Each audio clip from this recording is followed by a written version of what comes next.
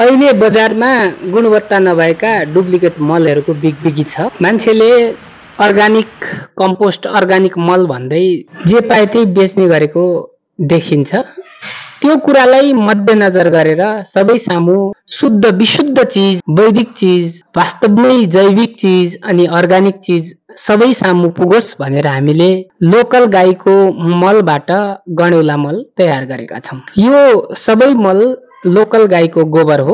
सर्वप्रथम हामीले गोबरलाई एउटा ठाउँमा भण्डारण गर्छौँ अनि पानी हालेर 45 दिन राख्छौँ, भनेको त्यसको जुन गर्मी छ त्यो हटाउनको लागि। त्यसपछि हामीले तयार हुन्छ त्यो मल अनि हामी गणेउला मलको लागि राख्छौँ।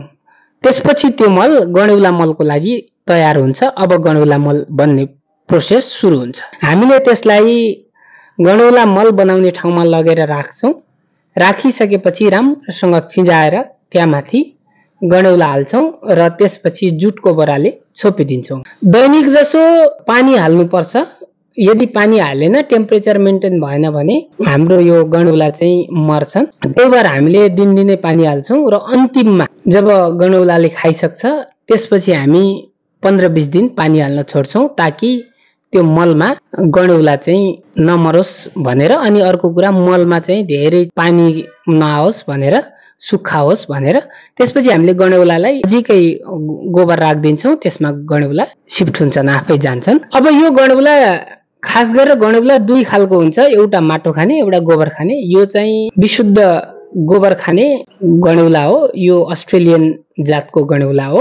अब यो गणेउला मल यसरी लगभग कमसे कम 3 महिनामा देखि 100 दिनसम्म, भनेको 90 दिनदेखि 100 दिनमा तयार हुन्छ। यो गणेउला मल तयार भइसकेपछि गणेउला मलमा nitrogen, phosphorus, potassium, carbon, nitrogen अनि पीएच भन्ने हो भने 7 देखि 7.5 सम्म हुन्छ। क्याल्सियम, म्याग्नेसियम, गन्धक जस्तो, आइरन जस्ता जति पनि हाम्रो धरतीलाई चाहिने पोषक तत्त्व छ, ती सारा पोषक तत्त्वहरू गणेउला मलले ल्याइदिन्छ, गणेउला मलमा हुन्छ। गणेउला मल लागिसकेपछि जस्तो तपाईको यो गणेउला मलले चाहिँ यसमा भएको म्युकसले माटोमा हावाको आगमन, पानी सोच्ने शक्तिलाई बढाइदिन्छ।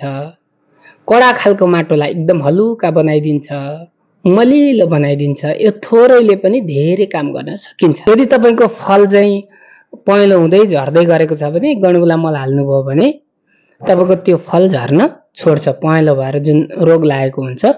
भनौँ गणेउला मल भनेको यस्तो पोषक तत्त्व हो, यो हालिसकेपछि अन्य कुनै मल पनि हाल्नु पर्दैन।